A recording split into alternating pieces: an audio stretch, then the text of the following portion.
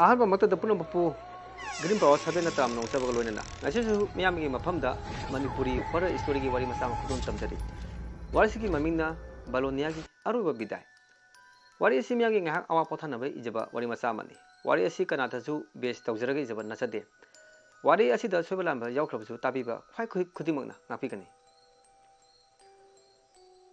tomi yamna honna bakan banupa amani makogi imung paisa nungsa paiba amani mahang mathanta oibana mapa mamana luna tawjaki mahagi apamba aningbada athingba pikhide tomi amadi balonia sahi ani helakle nungsinarapa noma makhoi ani Casper Garden da koiba lalamki nimitumi ayamba laknakhide mokhoi ani mai onsinaduna kopi thalingaida Simon leipambi amagi marumda leptuna tomi amadi balonia gi matodo yelamki Simon balonia bu yamna pamjaba misak amani adubu Simon na pami nungsi hajarbasu balonia na yakidabani Simon pusen pikpa misak amani balonia ga loinaba nupa khudima mahaki yeknaba oina lawduna lakni tomi amadi balonia phalambadagi hogotuna tabli wari sana hauriba lei makhan singdu yelamki Simon laptakna makhoini gi matung inarakuna magi license ganna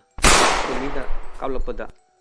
balonia na tomegi frita amor papakle kantupige haina changsilapada nongoi maruduna balonia da panki balonia khudakta mafanbuda adumak mathoi thake tomi thawa yaudraba balonia bu cheje konsinduna kapsaki Simon khudakta mafanbu thaduktuna chengkhre tomi matha saki karamna balonia gi imungda paupigani kariguma piruragana mangonda maran sijelakpa tomi haifam khangdana awaba haibadu oiramki tomina khalaki balonia gi hachangse kanada chu khangandana singya amada leiron chan chilage haina numisita chilakle magi karda thawayaudraba balonia gi hachangdu puraklaga thalaba singya gi napom amada leiron changkhre tomi thamoi sona kapchaduna balonia gi mufamda leimakhan khara kalalulaga ningamdana mai makai panglakle asomdana balonia gi mapa mamana thengla phawba balonia halaktrabada letapam khangkhidre balonia na chalamdaida mapa mamada karimta hayamdabana likhullibada awaba mayoknarami tomi asumna ka thuduna lakpada kadugi maning thamba setta balonia phamadu urpada tomi pakhatpoi yengthokpaduda satamdu mangkhirami wakhanara khanki amoksu balonia gi khonjenda nasonana tomi karoki tomi kadu break khangpha pharaduna poyeng yenglai tomi kirakle panthadana kadu speed kalapna thorokpana kona leselakpada pochai puba truck amasu thojilakpada thojindore hairani speaker sidana lambi gi mataida hobo sigundagi sara sikima hospital da kokirani tomi gya laktuna beta healing enda balonia gi papa mama latuna machanupi gi maramda hangjagi tormadu tomi gi phibon duda hambangam khide ahingi matamni tomi tuning de haraduna balonia gi wakhan toringeda kadu gi thonau dagi balonia gi khonjenda tomi korpoduda tomi masada sailau tamna hotuna thonau du handutuna yengki kanasu lebo khide thonau du lonsing ge tawbada balonia gi satamdu leptuna leramaduda tomi khangbu ki boy tomina balonia nang mafam sida karigi lakano nang de sikhrabani achangbaga asibaga sannaba yade nang taibang panse thadukuna lairam lenda chakhro balonia gi atamaduna tomi nang aibu nusidra aibu nusiradi aiga lairam lenda chalase madu ithoktabani ai ngamloi tomina thonlaududa adumna harakpaduda leiriba anaba singduna ngakna tomigi mataududa makhoi masen masigi nubase wakhan choiramane ngangna rakhi tomi amuksu nungai khide balonia gi atamaduna tengthaduna ningamdabagi masak khangmaduda tomi khangudana mamitagi pirang sintharai balonia nang chakhro नंगाइगा कदमतसु पुनबा यारोय तोमीगी वाहाइदुदा बलोनियागी अतमादुना हिना कपलादुना खौदना सतंदु मांखरे नुई मंगानीगी तुंगदा तोमी अनाबा फदुना नुई मयुमदा लकलम असोमदना साइमन ऐतापम खंगदना लेरी मखुमना कापथोखिबा नोंगै मरुना नुसिना खंजरिबा बलोनियाबु पुसि बिखमना खिबा साइमन सुमांगदा अथेंबा अहिंगदा फमदुना बलोनियागी वखन तोंगदुना सुप थलंखि सुरकी मैखु पांथरोपदा ममी सामी ओइना बलोनिया सतमुरुपदा साइमन किरिदुना हौके तौबदा फमलिबा चौकीदु खसिंग सिंथोखिदुना लेमाइदा नोखालोना ताकि अदुगा असुमना हाराई बलोनिया आई नंगु हाकी हाइना नोमैना काखिबा नत्ते तुमिदु ओइना काखिबनी आई नंगु तसिना नुसिखिबनी आइबो अमुता ngapiyu बलोनियागी अतमादुना करिगी मारा लेत्रबा मी अमबु पुंसी तेमसिनागे होनाबा नंबो होजि इखुमकना हातकनी नते नते आइबो हापिगनो आइना फमदा लांखरे बलोनिया साइमन सोर फुमतुना इक लाउराई मखोल अनिदुना मखोरिदा चेजे पासिन्दुना तंजादुदा इमुंगदा हिलंबा साइमनगी मामाना खोजेना मताय हादुना मापानदा सेंथोरी साइमन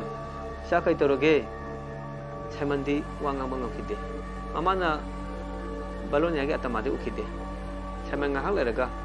सोर फुगलंबदु फरदुना सोर सानो होनखि मसागी मतौदुदा मामादी सममनबा पोखि साइमन नमु कई तरोगे से इमादा हायु मसा नुवाइत्रबो इमा करिसु तौद्रेदा खनाउसे मथंता फोंलपनी इमुंदा चंगलसे असुना मामामचा इमुंदा चंगलंगले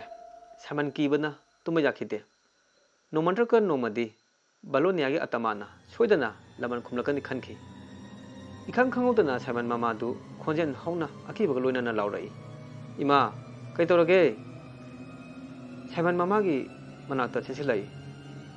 साइमन हजिताइगी फमांगदा ममाइदा सरु ngakta ओइबि नुपि अमा लेबलमि साइमन मामागी वाइदु ताबदा सोइरोय बलोनियागी अतमा ओइरगनी हाइबा इमा कइसु तौरोय नसा लेरिसिदि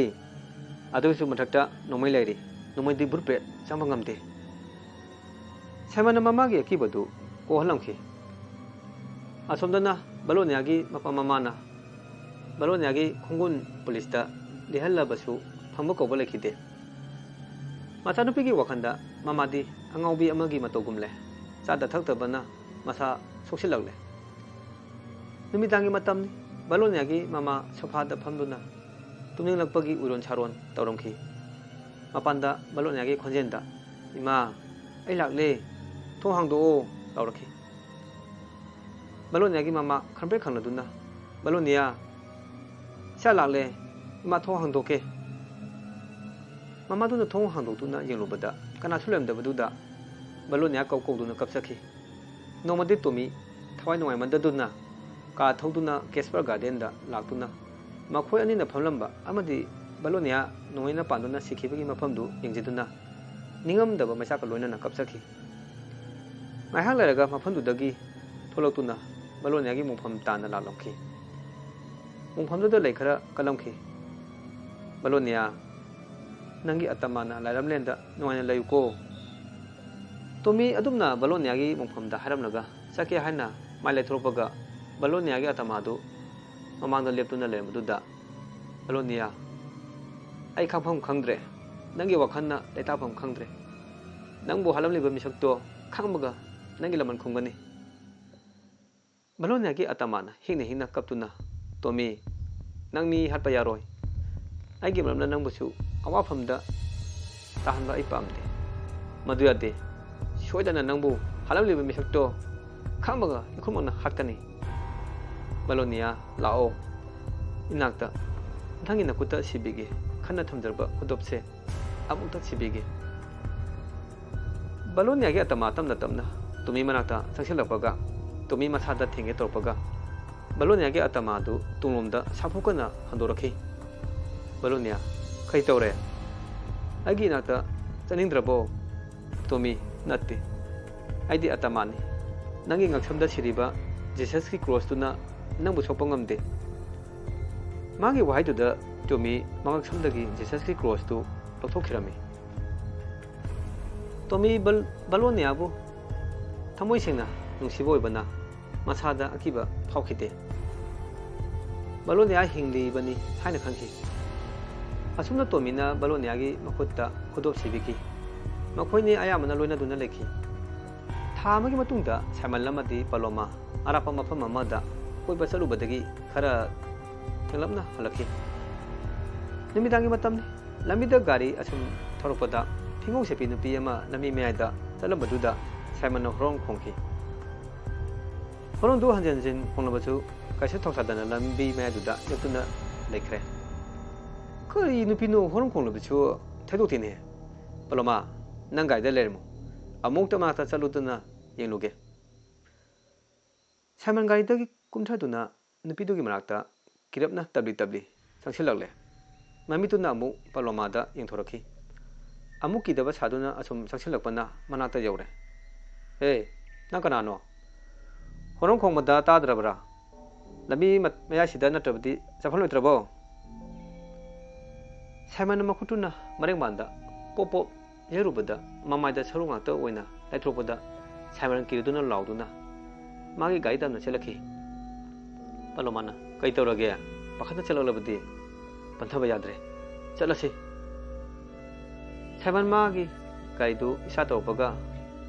ममांदा लेप्तुना लेरंबी नुपीदु लेरमदबदुदा मखोय अनिमा अंगपु फावखि गाड़ीदु पाखना खरा कलमना थौरखि असुम थौरपदा खाउदना लमी मैदुदा नुपीदु लेप्तुना लेरमखि गाड़ी की स्पीड कंखिबना ब्रेक फाबा ngमखिदबना नुपीदु थोमजिंखिरमी गाड़ी दु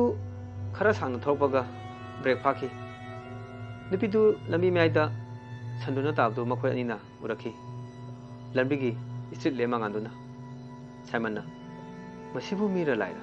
अमुता येंगुसिरा येंदना चलसी करिंगमा सिरमलबदी अखोइनी दसातानी पलोमा की वाहिदु साइमन यादुना गाइड थौरखि पलोमा मखोगी थोंगांदा कुमथाउदुना लेहौरे साइमन गाड़ी थौना थौना मसादा अकीबदी अदुमक लेरमखि किना थौरिगैदा गाइदुगी मनिंगी सीटा बलोनियागी अतमादु मसादा इना पुलुलुपा मखै थौलंबदु साइमन उरपदगी कपोय लाउबोय गाड़ीगी स्पीड कंखना थौरपदा साबा लोइद्रिबा थोंगी नाकंदा लेबा अपिपा लंबीदुदा ममाइ लाइसिलपदा स्टारिंग कंट्रोल तौब ngमखिदबना अरुबा मखादा तासिंदुना साइमन खुतक सेखिरम नोमतोमी ममंगदा बलोनियागा असुप उमंग अमदा चखिरमी बलोनियाना तोमी अगु इतंगी लो फजरबा लेकोलमा यंगे हायदुना बलोनियाना मांग थांगदुना चटपा हरोले बलोनिया कदादुनो नंग नाइबु पुलिसिबो आई वाबदो लोरे चटपा ngमसिलक्त्रे अस नुपा मांदे लाक्ता लाओ यौदोरे बलोनिया मांग थाना प्रप सखिबना टोमीगे खरा लामना खरे टोमी चौथबा ना चटपा ngमलक्त्रबदा बलोनिया नंग कायदा लेगे आई चटपा ngमद्रे बलोनिया मसा मसा उखिद्रे अंगौबा लेसिना टोमीगी अकोइबदा कोसिंखरे टोमी मसादा अकीबा फारोले तंजादुदा बलोनियाना सेमदागी अवाबा चैना खांखिबगी खोंजेन तारपदुदा बलोनिया कौरलै चलगे हाइना ममाइ लाइथ्रोपदा मागी मखोतु ताप पारपदुदा खंप्रे खंगदुना येंथ्रोपदा बलोनियागी माइथोंदु अकीबा सक्तम मोरमबदुदा टोमी चेंगे तौरपदा बलोनियाना मखोतु पासिंखिबना ngaloक्त्रबदा टोमी कन्ना लाउरखि खाउदना मेकअप थोलखि सो साना होंदुतुना अस कइनो हजिकी मंगदुबो टोमी मनाक्ता थंबा इसिंग बोतल थांगतुना थक्सिलमखि मथंगी नुमित्ता टोमी मागी कादा बलोनियागी अतमागा माका वाई सानरमखि ममाना युमयाइदा वाई सिना असुम लाकपदा टोमी मथंता वारी साबदु तादुना कनागा सारिनो हाइना लोना थोंलाउदुदा येंलुबदा टोमी नतना कना सुलेमदबदुदा मचानुपासिबु ngawjala खनखि अदुबु मसागी मगुन खंगनिना खदी चिंगनबा फाउखि खुलदुदा बलोनियागी अतमा थेनबदगी मी अयाम्बा की खंग लेरमखि बलोनियागी ममाना बलोनियागी कादा चंगदुना मसानुबगी फोटो येंगजेदुना कपसखि बलोनियागी अतमाना इमा क्रोपदुदा ममादु कलमबदगी बलोनिया साउदब कुइरे नारमखै मफम कायदा लेरुबगे इसागी सेतमुद्रबदा नमाय हक्ति अंगावबि हबदु ओइरे ओ तारिब्रो इसा बलोनिया लागले करी हाइबा इसा बलोनिया लागले हाइबा मपादु कुइना उद्रबा मचानुपी लागले हारबदुदा हराउदुना का तमना लांगलमखि बलोनिया असुकुइबा मतमसे नहापु कदाइदा चलुगे येंगो नमासे नंगु नुमि क्यानि उरुक्त्रबदा अंगावबि अमगुमले साने थानि खंद्रे बाबा इमा नचासे नखोगी नगदा तिलु हाना तलमद्रे आइदी अतमानी फत्रबा मिसक अमना आइगी पुंसिसे पिखमना हनबिरे माबसो इना लमन खुंख्रे आई चलगे बलोनियागी वाहिदु ताबदा मामा वाथक्तुना लाइमेदा ताखि मपासु बलोनियाबु असिबनी उरिबा सतमदु मागी अतमानी खंगलपदगी मचानुपिदु कौदुना कपचखि नोमा पलोमा मागी कादा लाइक पारिङैदा मतुंगदा मी अमना चखेबगी सौम खंगलपदा तुंगनना येंगलुबदा कनासु लेमदबदुदा लाइक पाबदु मखा सथखि टेबलदा थंबा लाइकतु मथंता सेना ममतंग फातोलखि मदु उबदा पलोमा किरकले लाइकि सेनादु तंखाइ संबगा सब लेलमखि पलोमा माकी मखुतुना तमना तमना लाइकतुदा सोके तोबगा कागी थोंदु गमलाउना लोसिलपदुदा पलोमा खंबे खंगी हांदोलिबा थोनाउदुसु अमुक लोन अमुक हांदो तोरपदा कीबना लोरे हागोतुना थोनाउदु लोनसिंगे हाइना मखुतुना थोनाउदु लामलपदा अकीबगे सेतमोइबी बलोनियागी अतमादुना मखुतु ताप लाउना पासिलपदा पलोमा कीदुना लाउरखि तालक अदुदा पलोमागी मामानबी अमेलिया सेसिलक्तुना पलोमा करी तौरगे अमेलियाना उखिबदी पलोमागी मखुल अनिदु थोनाउगी मपानदा चपतुना लेबदु खक्तनी बलोनियागी सक्तम उखिदे पलोमा लाउबदी लेबलमदे अमेलियाना पलोमागी मसादु पाइदुना चिंथोपसु ngमखिदे पलोमागी मपा मामा मसागी खोंजेंदु तारदुना सेसिलक्पदा पलोमागी उरमलिबा फिबमदु उबदा मपादुना पलोमागी मसादुदा सोपगा पलोमागी मखुल अनिदु थादोरखि अदुगा मपागी मगक समदा सिरिबा जीसस की क्रॉस तु ततुना लेमाइदा तारखि पलोमा सो थबे थबे होनुना वारिपुंबा मखुदा तमखि तोमी वाखन नुंगाइतना नुमिदांग वारमदा सुमांगदा लेप्तुना ममिता पिरांगा इरोइनना बलोनियाबु मसिंदा संजखि बलोनिया नंग बोइना करमना कांगनी खंगमदबा मिसाक लोइनना पुंसिसे अदमक लेलद्रा असुमना लेरिङैदुदा खौदना बलोनियागी अतमादु हिना हिना कबलदुना तोमिगी मामा मक्तदा लेप्तुना लेखि बलोनिया पुंसिगी कोलरोइदबा नुसिबगी मैसाकसे तोमी पुनमक हौखसनु नंगाइगी लाइबक्ता असुम थोक हाइना तमलमबननी तोमी आई लाइरमलेंदा तिन्नबा आइगी मथौ मंगम पांथोपियुको आई नंबु थादोक्तुना चलगे असिबगी थवाइदी नखोगी नक्ता लेबा यादरे आइबु कौरे निगमदबा पुनमकपु काउथोलो तोमी आई चले असुमना बलोनियागी अतमा तोमीबु विदाय पिरमलगा मागी सक्तमदु तमना तमना मांखरे तोमी थमोय सोकना कपसदुना बलोनियाबु कौदुना लेहौरे मतंग असिदा वारिसी लोजरे ताबी पुनमकपु अमुकसु खुरमजरी।